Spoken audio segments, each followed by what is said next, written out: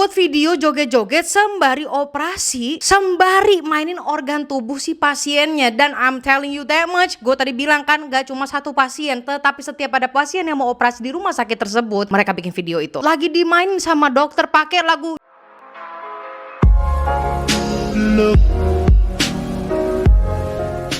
Sebagai Gen Z, jujur gue takut sama masa depan. Like, what do you mean our doctor is a Gen Z?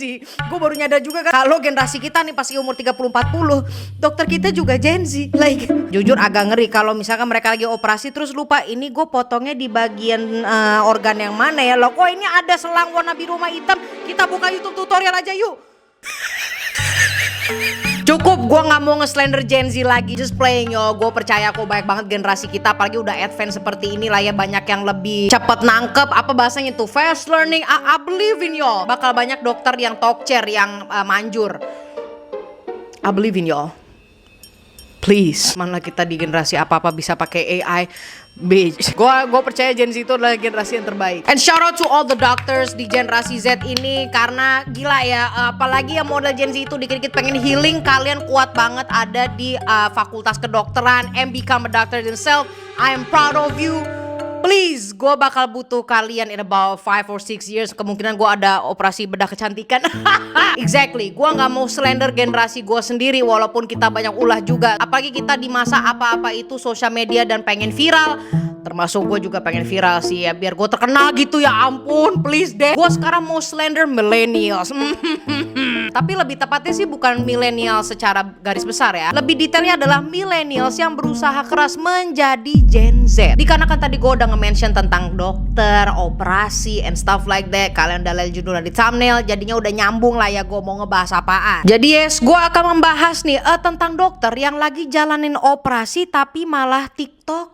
Operasi loh. Apakah mereka Gen Z? No, they are millennials. Tapi nggak semuanya itu millennials sih. Ada satu dokter nih yang ternyata adalah Gen X. Dikarenakan cuma dia doang tuh yang umurnya 45 tahun. Other than that, they're millennials. Tapi sebenarnya ini bukan perang masalah generasi sih. Gue cuma kayak pengen panas-panasin lo aja. Jadi emangnya kenapa sih nih? I'm pull it up right here. Di sana itu ya yang udah jelas bukan negara Indonesia ini, ada nih yang namanya Dancing Doctor Trend. Ini adalah salah satu kenapa gua bangga gitu ya setiap harinya menjadi orang Indonesia. Karena orang luar tuh ada aja be entertaining as hell. Tapi kalau yang kali ini sebenarnya nggak entertaining sih. Jujur gua pun juga bingung mau masukin konten ini ke paranormal atau Welcome to America. Nah kan gua sampai lupa lagi intronya. Ya udahlah. Hey guys, Vigits, apa kabar? How are you hari ini? Welcome back to Paranormal. Jujur tadi gue pengen ngomong Welcome to America, tapi ini horor sih anjir. And as you can see right here, I'm all black. Gue dari atas sampai bawah pakaian hitam semua. Gak cuma karena gue ngebahas paranormal, karena besok House of the Dragon season 2 mulai. And I'm all the way team black. All the ways. Yes, I cheated on Aemon. Mommy's little war criminal. Queen Rhaenyra is the rightful heir of the throne. Let's go back to the topic. Jadi ada apa tuh dengan Dancing Doctor Trend? Dokter yang joget-joget emangnya salah? Salah besar banget, fatal menurut gue anjir. Bukannya gue lebay, lu dengerin dulu deh. Dokter-dokter ini pada bikin tren joget-joget ketika lagi jalanin operasi pasiennya. Dan yes, emang mereka rekam, namanya aja Dancing Doctor Trend, pasti mereka rekam. Bayangin aja ya, beberapa detik sebelum lu Taylor kan habis dibius ya, terus ada suara timernya TikTok.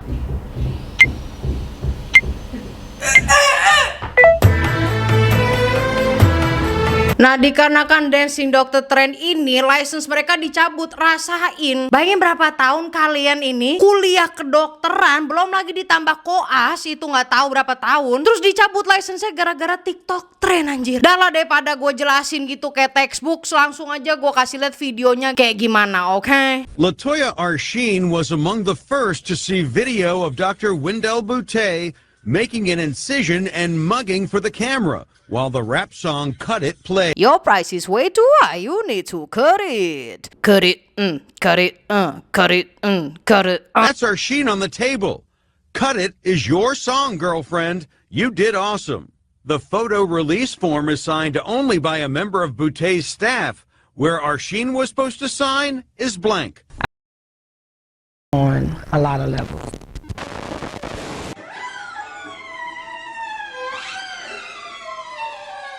Bisa-bisanya joget pakai bagian tubuh orang yang lagi dia operasi. And yes, Itu bukan selimut, bukan bantal, enggak. Itu daging orang, nggak tahu daging pahanya lah atau apa. They played it. And apparently, ternyata mereka ini tuh nggak cuma bikin satu video dengan satu pasien aja, tetapi mereka memang membuat ini sebagai kewajiban, aktivitas hobi. Kayak membuat video joget-joget sembari operasi, sembari mainin organ tubuh si pasiennya. Dan I'm telling you that much, gue tadi bilang kan gak cuma satu pasien, tetapi setiap ada pasien yang mau operasi di rumah sakit tersebut, mereka bikin video itu. Gue gak tahu kepala gengnya itu siapa anjir, tapi yang jelas everybody and their mama in the hospital lulusan dari Universitas Jigsaw.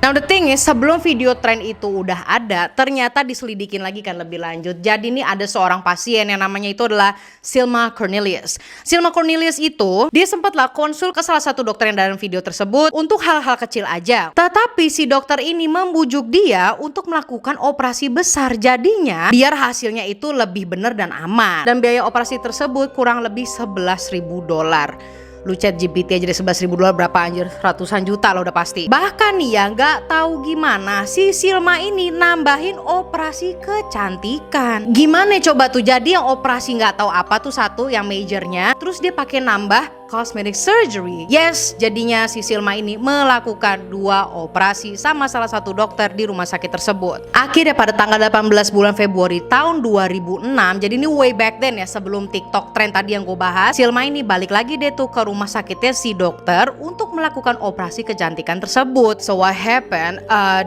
jam setelah biusnya itu udah kelar, ini kondisinya dia masih dalam ruang operasi.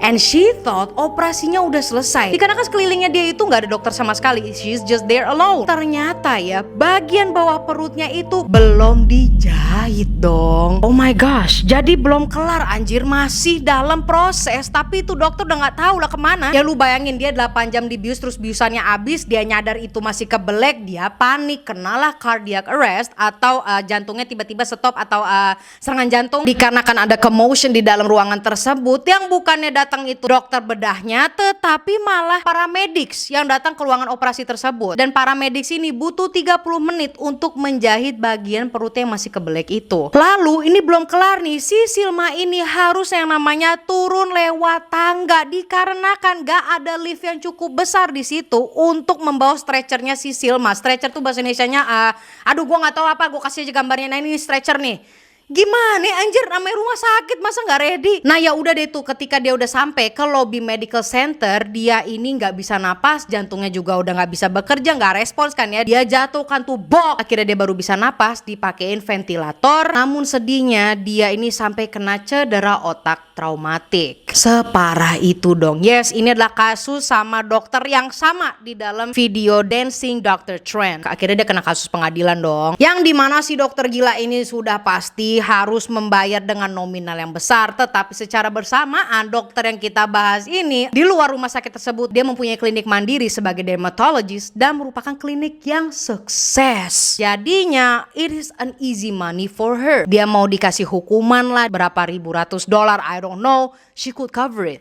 Easy money. Makanya dia bisa lagi tuh berulah membuat video TikTok itu. Sekarang kedua adalah baru aja nih ya, akhir tahun ini Dr. Roland Pinky kena sidang. Yes, Dr. Roland Pinky ini yang tadi gue bilang yang merupakan si Gen X. Yes, dia ini satu-satunya yang bukan millennials di dalam ruang operasi itu. Dia kena sidang lah ya, tapi ujung-ujungnya nggak salah dong yang ini. Bener-bener nggak salah, nggak seperti si dokter Silma tadi. Dokter Silma, dokternya si Silma tadi. Dikarenakan ini hasil courtnya ya.